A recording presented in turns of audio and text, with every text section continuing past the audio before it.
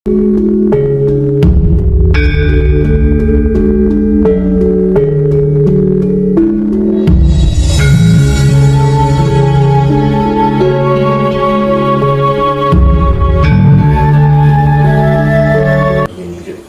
itu pasti. Ini kan sudah diceritakan di bait kan. Saya mengolah dari apa yang dikatakan leluhur dan saya teropong dari panca indera ketujuh tadi. Terus saya sesuaikan dengan teka-teki yang logika. Gunanya otak kan digunakan mikir nalar kan, mikir rasional kan.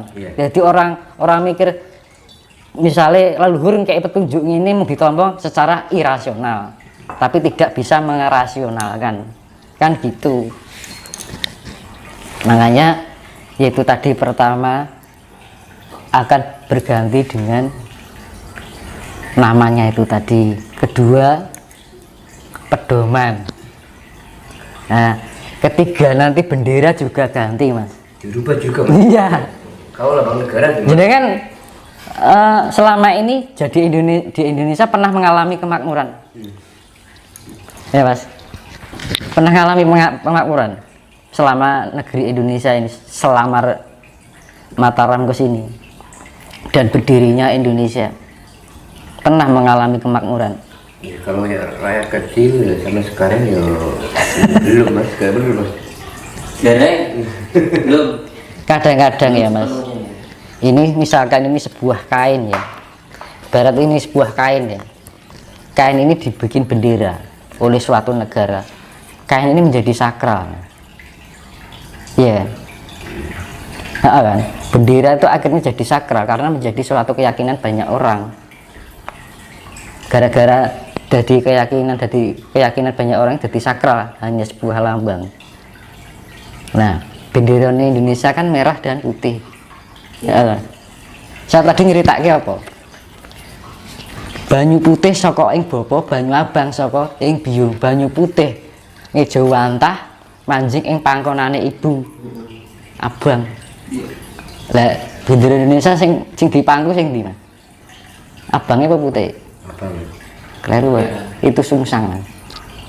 Makanya kenapa alasannya seperti itu?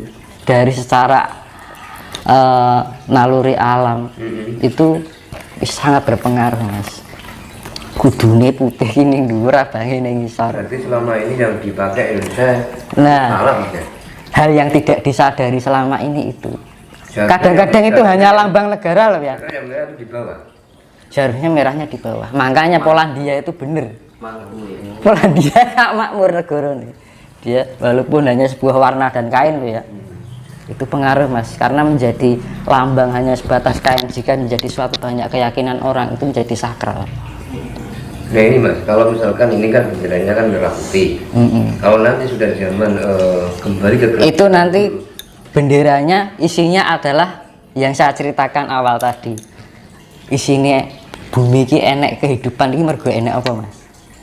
Hasta Broto. Enek jagat urip iki. Karena ini menyangkut dunia mas. Hasta Broto. Hasta iki ora Kartika, Candra, Surya, ya kan? Maruta, Dahono, Bumi, Tirta, Bayu, Angkasa, itu dunia ini kan bumi ini ada kehidupan nak mergo ana Hasta Broto itu. Hasta lak 8, Broto iki laku. Jadi pergerakan aktivitas dari 8 unsur alam itu akhirnya ning bumi iki enek kehidupan ini mergo kuwi kan. Karena saling melengkapi itu mau. Nah, bisa jadi besok negaranya itu dicantumkan dari 8 hasta itu tadi. Angkasa, Surya, Lintang atau Kartika, Candra, Banyu ki Tirta. Terus Dahono ki api, bumi, tanah. Angin ini Maruta. Gitu nih. Makanya kan ini sangat penting sekali kita mengolah spiritual. Jangan sampai salah kita memahami spiritual. Spiritual itu bukan sesuatu yang harus dikaitkan dengan goib, planet dan sebagainya. Tapi spiritual itu membangunkan potensi dalam diri kita, yaitu jiwa dan roh kita itu untuk menyawiji dengan sukmo. Akhirnya ketemu yang namanya jati diri. Nah itu loh Mas. Itu arti untuk mana jati diri kan otomatis nyawiji karo alam. Itu makanya kan artinya biar selamat yaitu kita harus bisa nyawiji dengan alam semesta itu dan gitu. Nah ini berkaitan dengan penciptaan awal mula bumi diciptakan hingga kehidupan di bumi ini dilebur. Itu sifatnya api kan sifatnya menciptakan dan memusnahkan atau melebur kan gitu. Makanya api itu kan kalau diibaratkan dewa Brahma. Banyak saya jelaskan dewa dulu ya. Dewa itu apa toh? Kan pada bingung dewa itu enak apa enak ora toh? Kan pada bingung toh. Jadi sampai saat ini kan jadi mitosan itu ya. Mitos kenapa dinamakan mitos? Karena sesuatu yang belum ditemukan secara rasional kan. Nah, dewa itu adalah manifestasi dari sifat alam.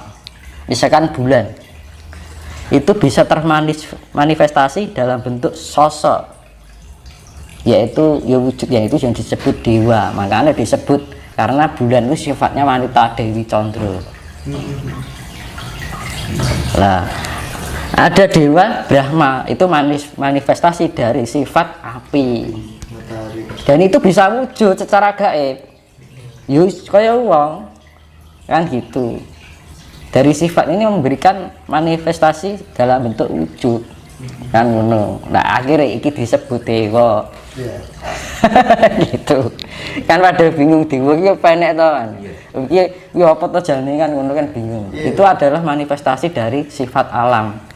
Nah bintang itu widodari.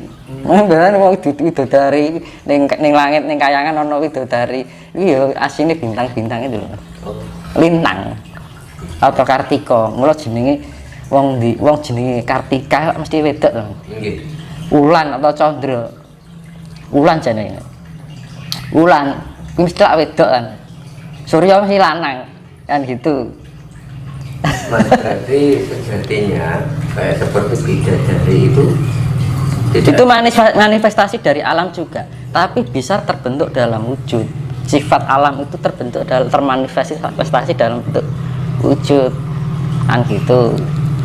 Akhirnya orang menggambarkan seakan-akan seperti manusia. Nah, karena apa? Itu kepekatan sifat itu terbentuklah seperti sosok yang disebut dewa. Jadi karakternya itu sesuai dengan sifat-sifat alam yang dimiliki oleh dewa tersebut kan ngono. Ya, dewa Brahma itu kan dewa api. Nah, maunya bumi kira mau koyo lahar tok buni tok kan itu permukaannya. Nah, akhirnya datanglah embun ini mudun. Embun ini gambarannya Wisnu. Nah, yang langit lagi kebak embun teman. Iya. Wisnu ini kenapa dilambangkan biru? Kenapa kira-kira? Ini langit, gambarannya langit. Iya toh.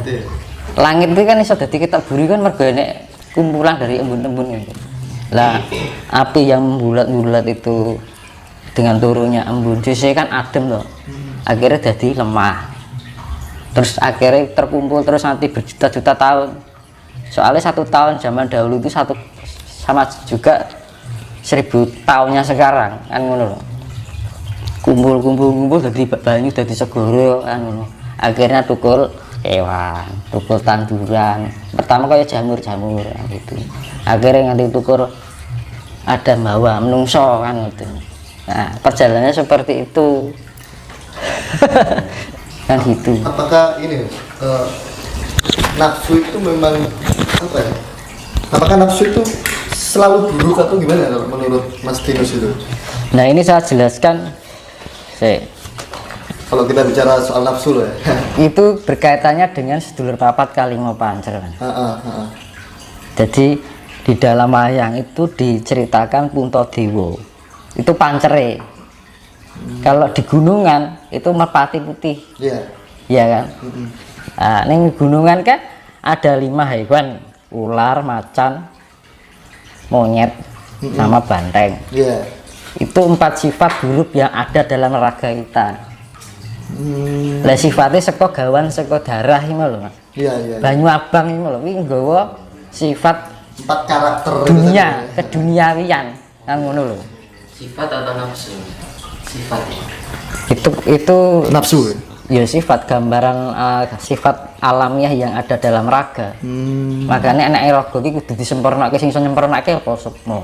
Murah nek pengen iso dadi nemoni sukma kudu goleki guru sejati apa jati dirinya. Nek ora iso ketemu jati dirine dhewe, kita nggak akan bisa menemukan namanya sejatinya hidup. Itu dari penjabaran dari nafsu tadi ya. Nah, nafsu makanya kan dibilang pancer ini ning tengah loh Mas. Ora ning pinggir, ora ning ngarep, ora ning mburi, ora ning isor, ora ning dhuwur, nah ning tengah. Berarti sifatnya penyeimbang. Penyeimbang.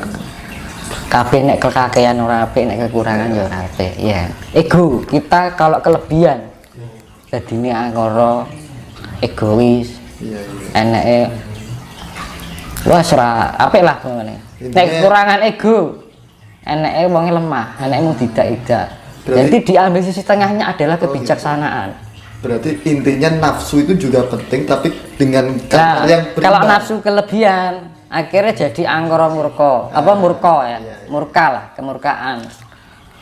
Punya keinginan, nggak terus menungso kan enek mung kurang terus goleki anuan gitu loh. Enek mung kurang. Nek kekurangan sifat nafsu kok urip ora di pengarep-arep ora di tujuan hidup kan gitu. Dadi jupuk tengahe. Sifat asih. Temune kan ngono to Mas. Terus untuk menjadikan nafsu itu bisa balance atau seimbang itu seperti apa Mas? Apa namanya? Lah itu kan makanya kan fungsinya spiritual kan ning ngono to Mas. Kita mencari rileks, Ya. ketenangan, kedamaian. Ketika kita sudah menemukan itu kita akan balance. Kita seimbang, lebih bisa mengontrol diri. Jadi kita meningkatkan tingkat kesadaran. Dhewe nek arep nglakoni salah ki kaya sadar, oh iya aku ki kleru ya. Nah, itu ya namanya sadar. Berarti Mawas diri. Berarti pada dasarnya semua orang itu punya kesadaran, baik itu dilakukan secara sengaja dan tidak sengaja, kesadaran itu berarti ada Mas. Jadi kesadaran itu untuk memahami bawah sadar. Jadi dhewe kadang-kadang lakoni sesuatu kesalahan yang di bawah sadar kita. Dhewe ra krasa nek ade nglakoni salah lha kuwi lho. Nah, untuk tujuan spiritual kita biar bisa memahami itu dari ketidaktahuan itu menjadi tahu. Karena makanya kan wong Jawa itu kan ngajarke kita belajar dari ketidaktahuan.